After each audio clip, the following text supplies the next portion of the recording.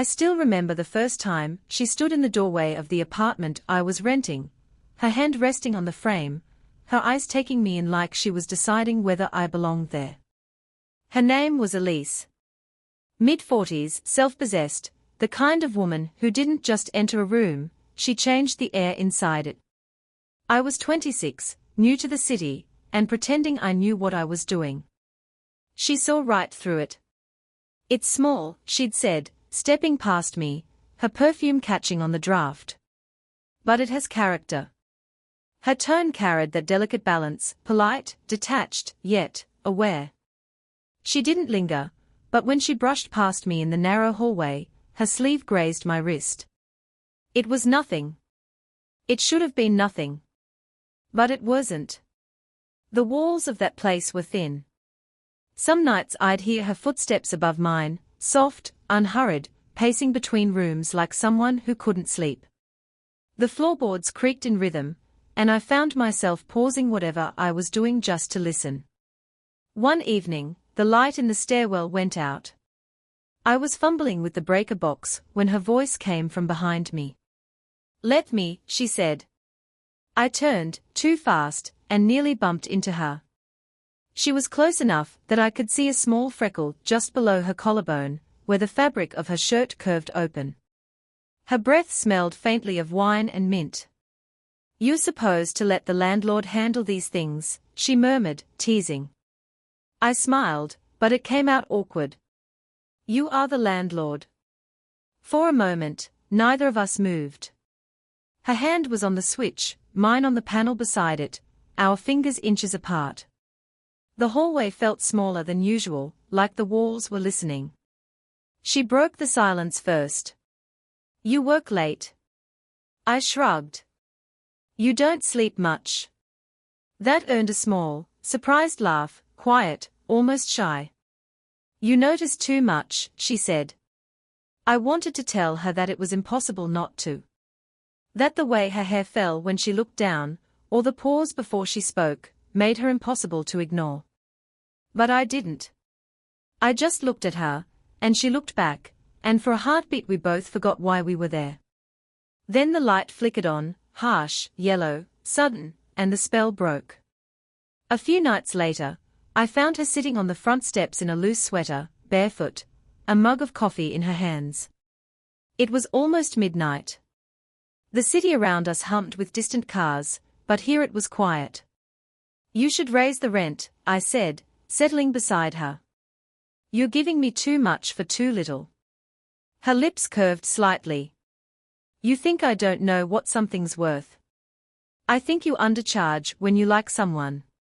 She turned her head slowly, not offended, not amused, just searching. The light from the porch caught in her eyes.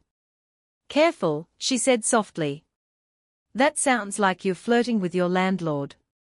"I might be," I said before I could stop myself. A silence followed, the kind that hums just below the surface, alive with things unsaid. She didn't look away this time. "And what would you do," she asked, voice low, "if I didn't stop you?"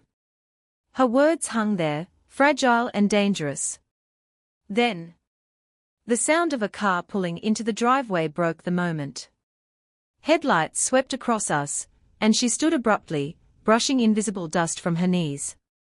"Good night," she said, too quickly. As she walked inside, I caught her reflection in the window, her hand lingering on the doorframe, like she almost turned back. Almost. And that was enough to keep me awake the rest of the night. The next few weeks blurred into a rhythm I pretended was normal. I paid rent, mowed the lawn, changed a leaky faucet she didn't ask me to fix. But the truth was, every excuse to see her became a quiet ritual. Elise lived just upstairs, yet she always felt out of reach. Sometimes I'd hear music drifting through her window, slow, instrumental, the kind of songs that sound like memories. Once, I caught a glimpse through the curtain. She was standing barefoot in her kitchen, stirring something on the stove, swaying gently, as if to a song only she could hear. I looked away before she saw me, but the image stayed. She'd been divorced, I found out later. A neighbor mentioned it casually, like weather. He left a few years back. Some woman from his office. Elise never remarried. I didn't ask questions. I didn't need to. Her silences said enough.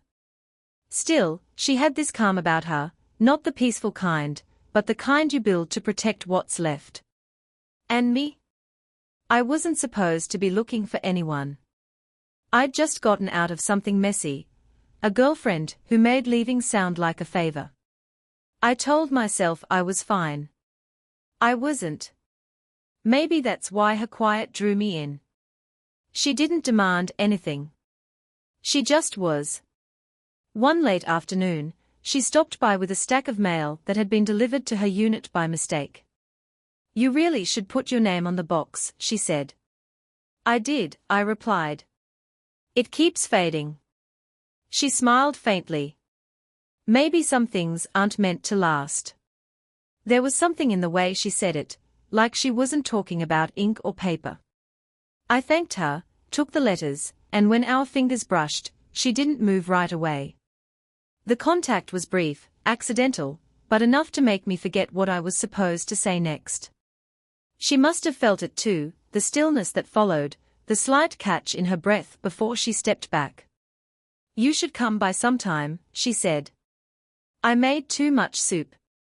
I nodded, though my pulse was already louder than her words. "Sure. Tomorrow?"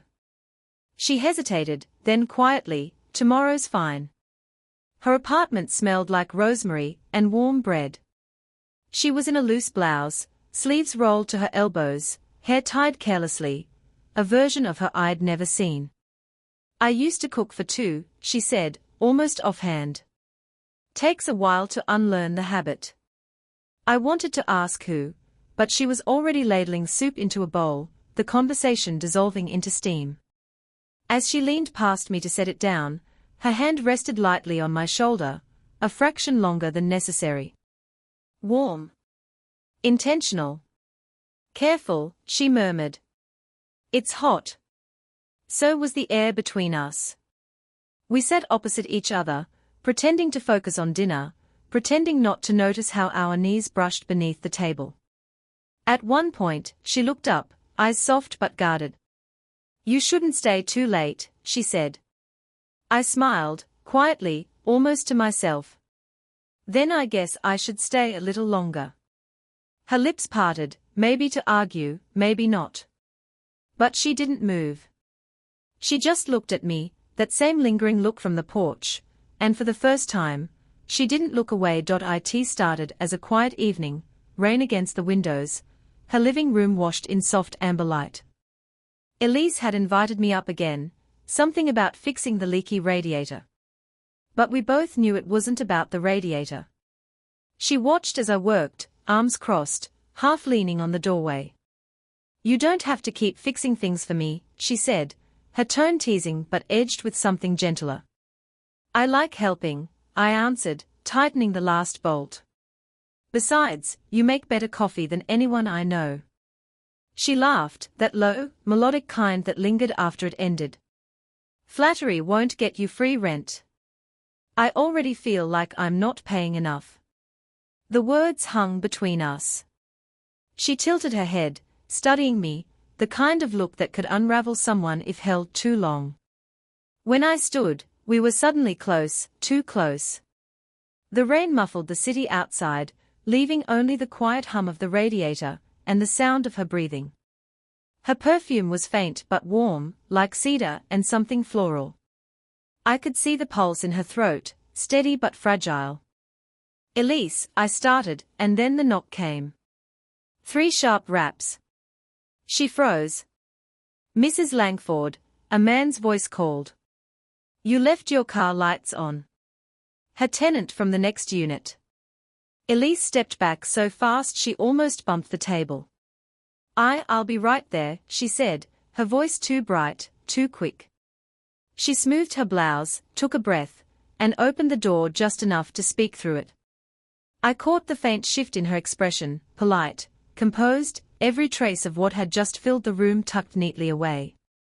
When she closed the door again, she didn't turn around immediately. You should probably go, she said softly. But I didn't move. The rain was heavier now, echoing through the window panes. You don't have to pretend, I said. Nothing happened. That's exactly the problem, she murmured, finally facing me. Her hair had come loose from its clip. A single strand clung to her cheek. She brushed it away, and I couldn't help watching the movement, the slow grace of her hand, the curve of her wrist. This can't, she began, but the words faltered. I took one step forward. Just one. She didn't back away. Elise, I said quietly, tell me to stop. She didn't. Not right away. Her gaze flicked to my mouth, then back to my eyes. The space between us felt electric, pulsing with all the things we hadn't said. Her fingers twitched like she wanted to reach out. People talk, she whispered.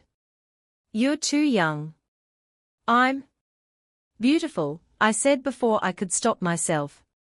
The word hung there, dangerous, undeniable.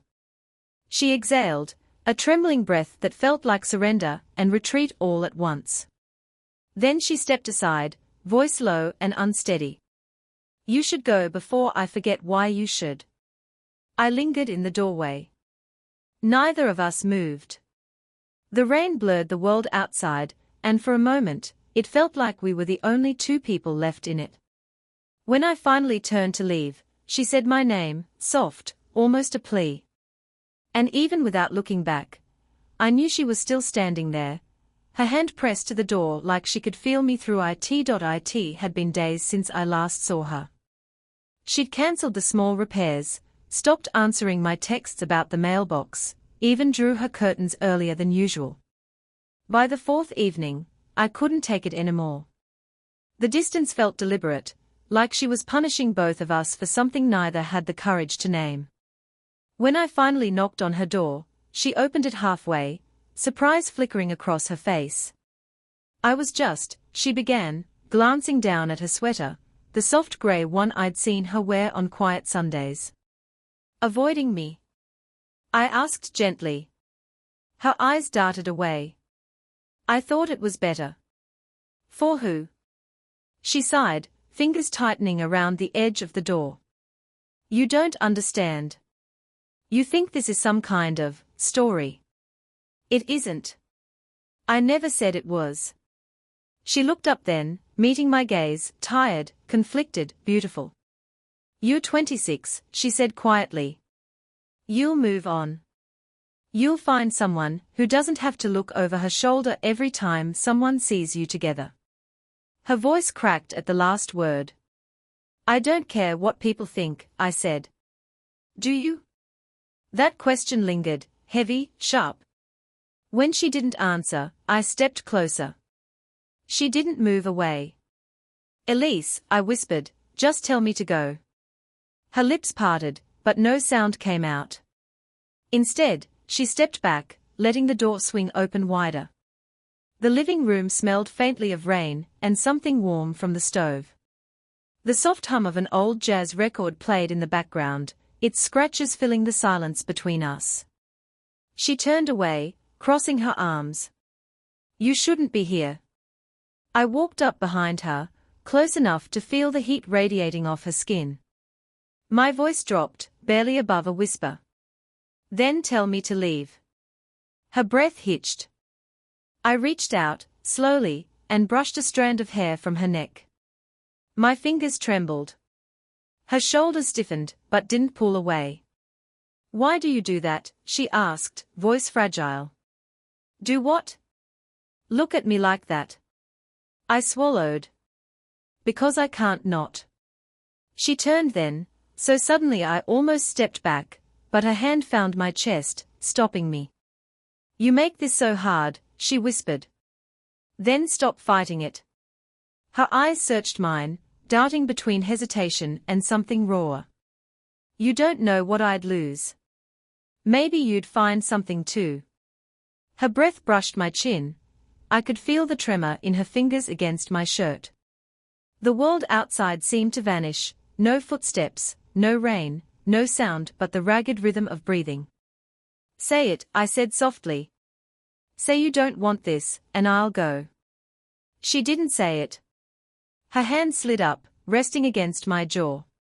I leaned closer, not enough to close the distance, but enough to feel her warmth, her pulse. Elise, I breathed. Her eyes fluttered shut. Don't. But she didn't move. The space between us collapsed, a heartbeat, a breath. And then. A knock. Sharp. Urgent. She jerked away like the air itself burned. We stood there, hearts pounding, the knock echoing again. Please, she whispered, voice shaking. Don't answer. And in that suspended moment, desire, fear, everything we'd been avoiding, hung trembling in the silence between us. The knock didn't stop. It came again, louder this time. Elise's eyes flashed with something between panic and exhaustion. Stay here, she whispered. Before I could answer, she pulled the door open just enough to reveal a man standing on the porch, mid-50s, umbrella dripping rain, expression cold and too familiar. Richard, she breathed. Her ex-husband. I knew before she said it, the tone, the way her spine straightened, how her hand tightened on the doorframe like she was holding herself upright. I came for the documents, he said flatly. You stopped answering my messages. His gaze flicked past her, catching sight of me in the living room's low light. Didn't realize you had company. The words cut through the air like a blade. Elise didn't answer immediately. Her throat worked, and for the first time, I saw something like fear behind her calm. He's a tenant, she said, too quickly. The radiator again. Richard's mouth curved, not in a smile. Right? He glanced around, taking in the wine glasses on the table, the half-empty bottle, the jazz still whispering through the speakers. Something in his expression shifted, a quiet, ugly knowing. You always did have a weakness for lost causes, he muttered. Leave, Elise said, her voice sharp but shaking. I could see her trembling, barely, but it was there in her fingers, in the way she gripped the edge of the door until her knuckles whitened. Richard shrugged, dropped the envelope he'd been holding onto the porch table, and turned away into the rain. When the door shut, the silence was unbearable. Elise. Don't, she said. Please don't. Her voice was small, the first time I'd ever heard it that way. She leaned against the door, eyes closed, trying to breathe. I took a hesitant step toward her. He had no right to. He didn't have to, she interrupted. He's right. My chest tightened. About what? Her eyes opened, glassy, resigned. You think I don't see how people look at us? I tried to convince myself it didn't matter. But it does. It always has. She brushed past me, heading toward the kitchen, but her hand brushed my arm, a fleeting touch that burned through my sleeve. I wasn't lying, I said quietly. About what I feel. She stopped. Her shoulders tensed. You don't even know what that is yet. I know enough to know it's real. She turned then, and whatever mask she'd built cracked. You want the truth, she asked, voice trembling. You're not the only one who can't stop thinking about this. The confession hung between us, raw, irreversible. She took a step closer. Every time I tell myself to stop, I find another excuse to see you. Another reason to hear your voice. I moved toward her without thinking. Then why? Because I'm terrified, she said, and for once, her hands didn't hide their shaking. I reached for her wrist, slowly, and this time, she didn't pull away. The air between us changed, sharp and fragile. You said you didn't want to lose anything, I whispered. Maybe you already have. Her breath hitched. And maybe I'm about to lose more. We stood there, rain hammering against the windows, both too close to breathe, too far to stop. Then, almost to herself, she said it. Come back tomorrow. Her eyes flicked to mine, full of something dangerous and certain. And don't knock this time. When I returned the next evening, I didn't knock. Her door was already unlocked, left ajar, as if she'd been expecting me. The apartment was dim, the only light coming from a single lamp by the window. The rain had stopped, but the air still smelled of it, clean, charged, alive. She stood by the counter in a loose black dress, barefoot, hair falling freely down her shoulders. She didn't speak when I stepped inside, she just looked at me, long enough for words to lose their purpose. "You shouldn't have come," she said finally, though her voice barely held conviction. "You told me not to knock." A breath, almost a laugh, escaped her. "I did, didn't I?" The distance between us felt unbearable. I wanted to cross it, to erase the last few weeks of restraint and hesitation. But something in her still trembled, a small, visible war she was losing. "After last night," she began, "I kept thinking, if I let this happen, it doesn't end well for either of us." I took a slow step forward. "Then don't let it happen." Her eyes flicked up to mine. "You make that sound easy." "It isn't," I said. "That's why I'm still here." The clock ticked once, twice. Then nothing. She moved toward me, not quickly, but with the deliberate quiet of someone surrendering to what they'd already decided. When she stopped, we were close enough that her breath touched my throat. "I told myself it was loneliness," she whispered. "That I just liked the company. But it's not that, is it?" "No," I said softly. Her hand lifted, hesitant, trembling, and came to rest against my chest. "You're too young to understand what happens after." "I understand enough to want you now." Her eyes closed as though the sound of my voice physically hurt. Then she exhaled, the kind of breath that empties a person completely. "Every time you look at me," she said, "I feel something I thought I'd buried."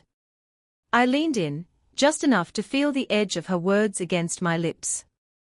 "Then stop burying it." Her fingers curled into the fabric of my shirt, pulling me closer, and for one suspended heartbeat, it felt inevitable.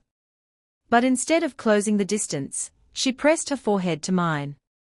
"If I cross this line, I don't get to pretend anymore," she murmured. "Neither do I." The silence stretched, thick, fragile, electric. Then she whispered, "I'm tired of pretending."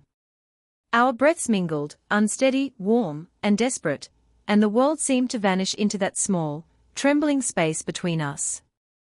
Her hand slid to my neck, my pulse thrumming against her palm. "You don't make this easy," she said. "Neither do you." Her lips parted, just enough for her next words to tremble against my skin. "Then stop waiting." I did. It wasn't a movie kiss, it was quiet, messy, full of everything we hadn't said. It felt like surrender, like truth. When she finally pulled away, her eyes were wet but steady. "Now you understand," she said. I nodded, breathless. "I do." And though neither of us said it, we both knew what came next, that this moment, raw and impossible, had already changed everything. The next morning, sunlight spilled across the wooden floor, pale and quiet after the storm. The air smelled faintly of coffee and rain, and the house, for once, felt still. Elise stood by the window, hair tied loosely, her robe brushing her ankles. I watched her from the kitchen, the soft line of her shoulders, the way she leaned her forehead against the glass, as if steadying herself against her own thoughts. When she turned, she smiled, small, tentative, but real. "You up early?" "I didn't really sleep," I admitted. She nodded, eyes flicking toward the mug in my hands. "I made too much coffee again." "I'll help you with that," I said, setting mine beside hers.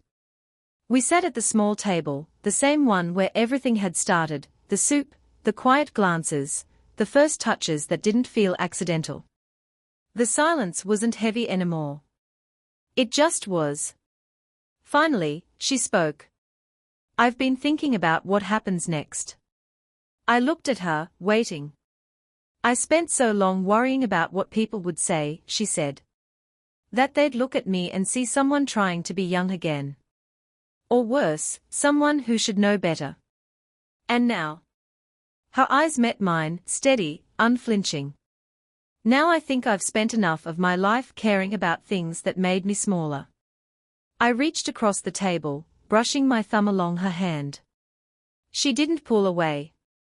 Elise, I don't care what this looks like to anyone else. I just want to be where you are. Her lips curved, soft and knowing. You make it sound so simple. Maybe it is. She exhaled, the tension finally loosening from her shoulders. Then stay. Not as a tenant. Just stay. I stood, walked to her side, and she rose to meet me halfway. We didn't rush it, the distance closed naturally, as though our bodies had already learned the rhythm.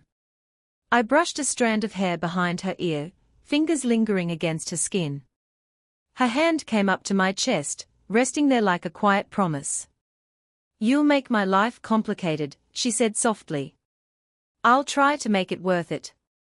She laughed under her breath, that low, warm sound that had haunted me for weeks. I leaned forward, pressing my forehead against hers. You already make mine make sense. She tilted her chin up just enough to whisper, then I guess we are both in trouble. And for once, it didn't feel like a warning. It felt like a beginning. Outside, the street shimmered with leftover rain, sunlight breaking through the clouds. She slipped her fingers through mine, and we stood there, quiet, still, but utterly sure. Whatever came next, it would be ours. Her voice was the last thing to fill the room, soft and sincere. You really are living rent-free in my mind now. I smiled, squeezing her hand. Guess I'll start paying with time, then. Did you enjoy the story?